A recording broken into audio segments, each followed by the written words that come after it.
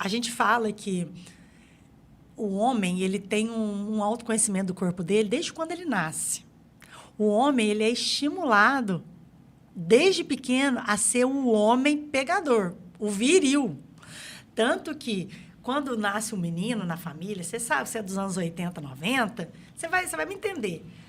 Prende os teus cabros que o meu bode tá solto. Ih, vai passar o rodo, vai pegar geral. Esse aqui é pegador. Esse aqui é o saco roxo, né? Exatamente. Os homens é viril. Por quê? Tudo é concentrado no falo. Isso aqui, gente, isso aqui é ouro para um homem, tá? Então, assim, se isso aqui é o que ganha todas, é o que faz ele estar no topo, é o que faz ele ser o dominador, é o que faz. O que acontece? Quando a mulher entende e conhece o corpo dela, ela sabe distinguir que isso aqui é necessário, mas não é o primordial. E aqui a gente não está falando que a gente não precisa de homem, mais uma vez. A gente está falando que o corpo da mulher precisa ser descoberto. Só que, primeiro, pensa bem, se o homem ele tem satisfação, na maioria das relações dele, ele tem satisfação. Quando eu falo em satisfação, é que ele vai chegar no ápice. Ele vai ter o orgasmo em todas as relações dele. Nem que fosse autoestimulando. Ele vai. Não adianta. Não vai. Mas pode broxar. Pode broxar. Mas é uma questão de física, né? A maioria dos homens saudáveis, que não tem nenhuma questão para resolver, vai conseguir chegar no orgasmo. Para as mulheres, isso cai drasticamente. Se o homem consegue 95%, as mulheres caem para 60%. Por quê? Porque os homens são estimulados a conhecer os seus corpos desde sempre, a estimular seu pênis, né? E eles já sabem a forma que eles têm prazer. A mulher não sabe. Ela não sabe.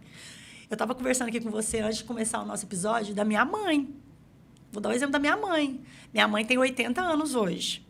E ela fala que todos os filhos dela foram feitos sem prazer, porque era uma obrigação dela.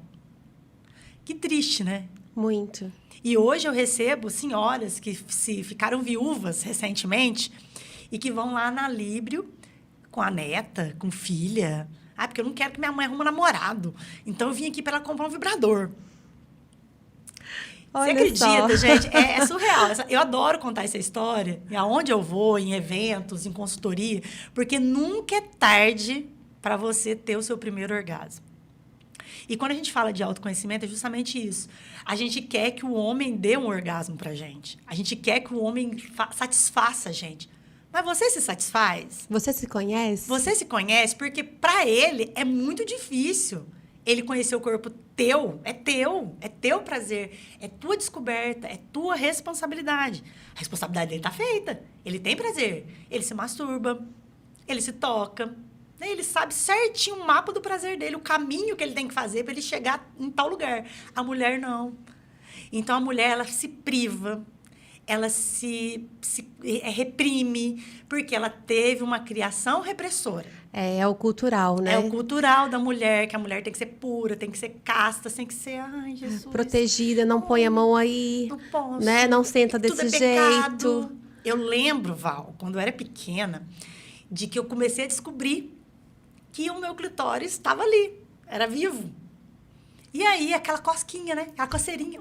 Tá uma coceirinha aqui, coçando. Pequenininha.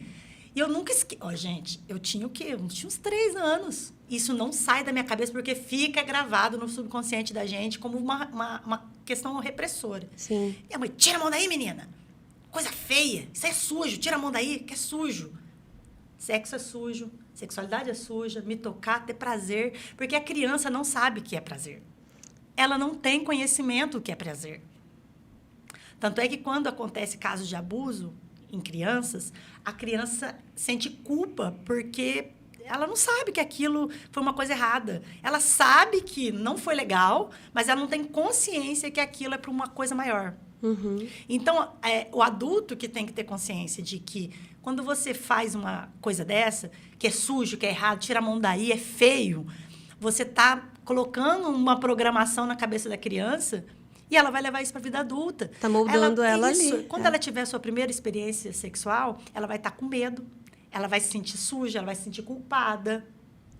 E isso ela vai levar para toda a vida. E aí, como sentindo tudo isso, como que ela vai sentir prazer? Não vai. Não vai. Não vai, porque bloqueia o prazer. Bloqueia total. E você falando a questão da criança, eu lembrei de um episódio, eu estava na calçada andando, não sei o que eu ia fazer, acho que ia na farmácia. E na minha frente tinha uma mãe e um menino de uns 5 anos. Né? E ela estava de mãozinha dada com ele, ele falou, quero ir no banheiro. Né? Aí eu vi, ela falou, a gente tá chegando já. Eu quero ir agora, eu quero fazer xixi. Né? Então ela pegou, foi com ele assim, foi andando um pouquinho mais rápido, tinha uma árvore ali na frente. Ela falou, faz aí.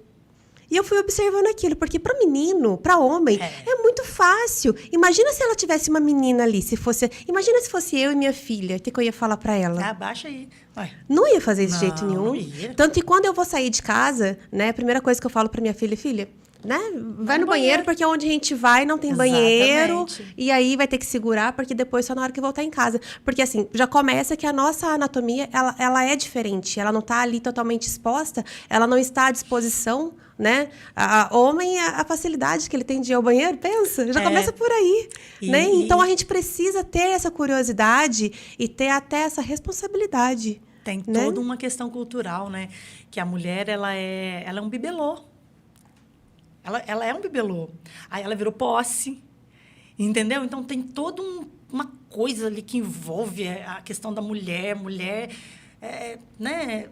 Mas, assim, que essa questão do autoconhecimento vem mudando muito com o tempo. Então, assim, cada dia que passa, com a liberdade sexual, principalmente, quando a gente fala de liberdade sexual, gente, a gente não está falando de liberdade para você transar com quem que você quer. Tudo eu posso, nem tudo eu devo. A gente tem que ter isso na cabeça, de limites. Limites são muito importantes para você saber o que você merece, o que você quer e o que você precisa. E o que você não precisa, principalmente. O não, principalmente. Então, quando a gente fala dessa questão da liberdade sexual, do autoconhecimento, a gente também dá a oportunidade dessas mulheres que estão vindo agora na nossa fase. Você que tem uma menina adolescente, né? Que também já está entrando na adolescência, né? Tá, pré-adolescente já, 10 anos. Eu não tenho filhos. Mas eu trabalho muito essa questão da educação sexual para crianças, porque eu tenho sobrinhos. Então, eu sempre falo com as minhas irmãs, não pode. E quando começa a conhecer o corpo, principalmente nas mulheres, gente, chama no canto. Começou a pegar a pepeca, né? Chama no canto e fala assim, olha, isso é uma coisa íntima. Você não pode fazer aqui na frente de todo mundo. Se você quiser fazer, faz num lugar que esteja só você. Vai no quarto, vai no banheiro, é gostoso, né? Tá gostoso, mas olha, não é uma coisa que você pode fazer em público. Pronto.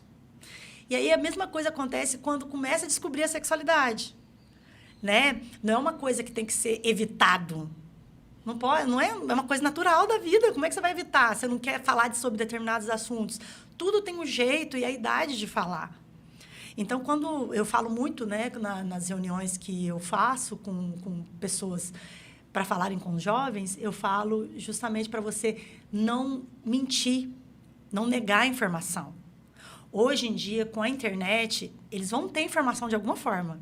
Não é muito mais fácil que as crianças, os jovens, os adolescentes tenham essa informação dentro do ambiente que ele confia, que é pai, mãe?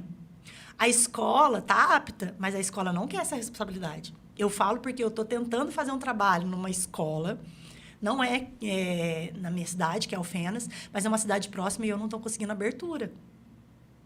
E tá tendo casos de gravidez na adolescência, tá tendo casos que eu vou passar, entre aspas, tá?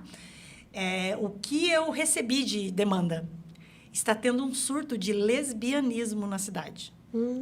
Ismo é doença, tá, gente? O ismo, em qualquer prefixo, homossexualismo, ismo, tabagismo, todas essas coisas são doenças.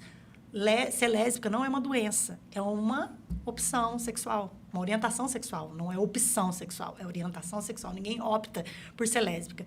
Mas você entende que tem uma demanda, que é a época da descoberta, e está sendo tratado como uma coisa ruim. Elas estão se descobrindo sexualmente. Precisava de orientação. Não precisava tapar o sol com a peneira. Então, você precisa estar apto para trazer informação em relação a cada idade. Você não vai falar sobre sexualidade, prevenção, IST, camisinha, com uma criança. você vai falar com um jovem, um adolescente, né? Porque vai começar, o corpo desenvolve e elas começam a se descobrir. Como acontece com gays, né? Elas vão descobrir, eles vão experimentar. Precisa ter orientação. É muito importante ter orientação. Então, uma mãe, um pai que tem esse autoconhecimento e esse desejo de conhecer as coisas, proporciona uma experiência melhor para os jovens que estão vindo.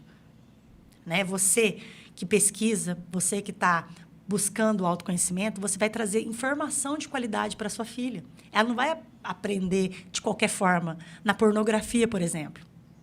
Porque a gente sabe que os homens da nossa faixa etária, eles aprenderam sobre sexo na pornografia. Ou num puteiro, numa zona. Que é o que acontece. Vamos lá levar ele para virar homem. Era o hábito dos pais. É o hábito. Foi o meu pai falava isso do pai dele, do vô dele. Então, assim, era hábito da época. Então, criou homens com trauma também. Parece que a mulher não é... separa as mulheres, né?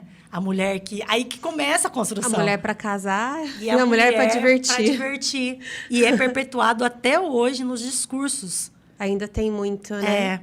Entendeu? Então, assim, é muito triste isso, Val. É muito triste.